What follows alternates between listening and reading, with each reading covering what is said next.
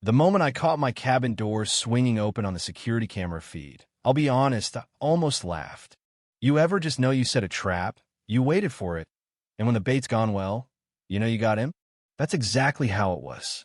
Because for weeks, I'd watched Victoria Jenkins, Pine Lake Estates HOA's so-called queen, ratchet up her campaign against my family's old cabin, thinking she was untouchable, that she ran the whole show. She had no clue she was about to star in my own little legal drama. Every creak in the floorboards, every flicker of the lights, every so-called malfunction, that was me laying the groundwork. Watching Victoria swagger in, with those heels clacking on my grandfather's wood floors, honestly, you couldn't script it better. But let me back up a sec, because my story isn't just about revenge or legal traps. It started with inheritance, nostalgia, and a little bit of old-fashioned small-town politics. 6 months ago, my grandfather Robert passed away at 92, leaving me his pride and joy, a weathered lakeside cabin sitting on 3 acres of untouched waterfront. He built it after World War II with his own hands, and every summer of my childhood was spent there swimming, fishing, chasing fireflies, falling asleep by the stone fireplace. The cabin wasn't fancy, but it was solid, and it was ours, layered with 70 years of stories. When I came back to claim it, Pine Lake wasn't the same. What used to be a loose patchwork of family cabins had turned into a shiny, manicured neighborhood with perfect lawns and too many rules. In the middle of all that was Victoria Jenkins, former Chicago developer who'd muscled her way into the HOA presidency.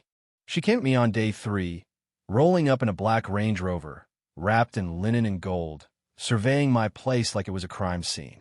Didn't bother to introduce herself, just told me I was already in violation of about a dozen guidelines, then handed me a binder so thick it could stop a bullet. I told her my name, James Anderson. Said I didn't know my grandfather had ever joined an HOA. She got this little smile, like she was about to explain calculus to a toddler. Pine Lake Estates absorbed all lakefront properties last year, she said, as if I'd missed a memo sent from the mountain. Your grandfather was notified. But I could tell she didn't believe for a second I'd fight back. That night, I called my cousin Sarah, a property attorney. She was blunt.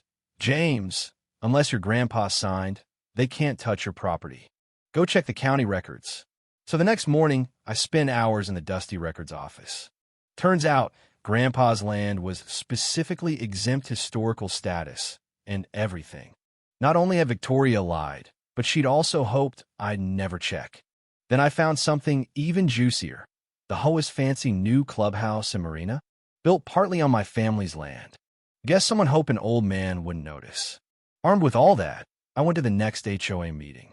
Victoria played it like a coronation, stood in front of the whole room, called me out, expected me to roll over. Instead, I dropped the real records on the table, let the silence hang.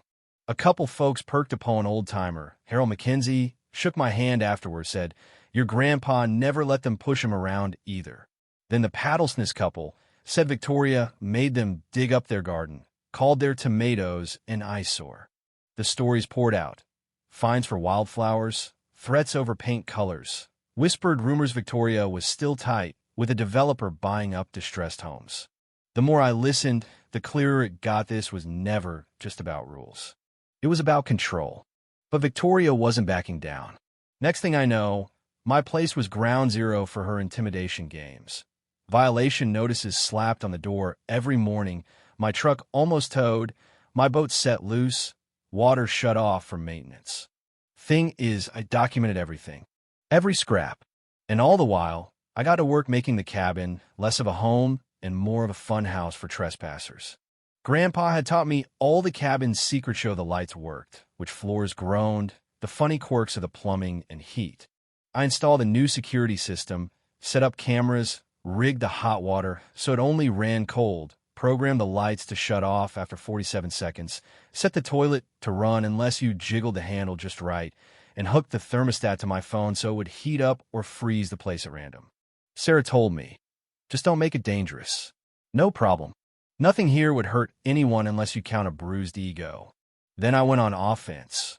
Attended council meetings, joined the local historical society, started inviting neighbors over for barbecues, Where the real stories came out: maps, old letters, complaints, and proof of Victoria's backdoor deals. The Patels had records showing her company tried to buy their place after she fined them into submission. Harold showed me the old property lines, and I realized just how much of the HOA's pride and joy sat on my family's dirt. Soon, word got back Victoria was sniffing around, asking about me in town, taking photos of my place, tried to dig up dirt. So I gave her an opening. Packed my bags one Monday morning, told Mrs. Patel I'd be gone 2 weeks, left lights on timers, and made sure the place looked just occupied enough. In reality, I was crashing at Harold's guest house, 2 miles away, glued to my laptop, watching the feeds. Didn't take long. On day 2, there she was, Victoria and Walter Simmons, the treasurer, sneaking up to my door. She pulled out a key where she got it. I'll let you guess, but Walter let it slip they'd hired a locksmith.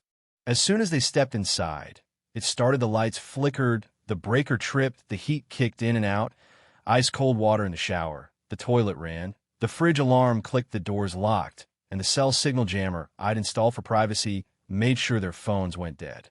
They were trapped for just long enough to get good and nervous, nothing dangerous, just enough to rattle them.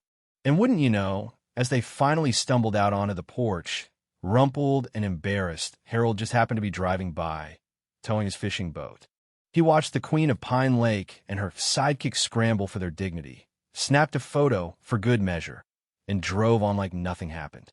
Next day, I rolled up to my cabin with groceries, played dumb when Harold stopped by for coffee.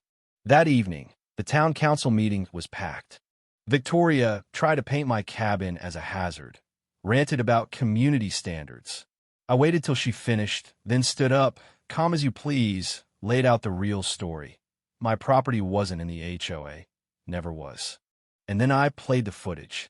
The whole room watched as Victoria and Walter broke in, snooped, panicked, and got locked inside.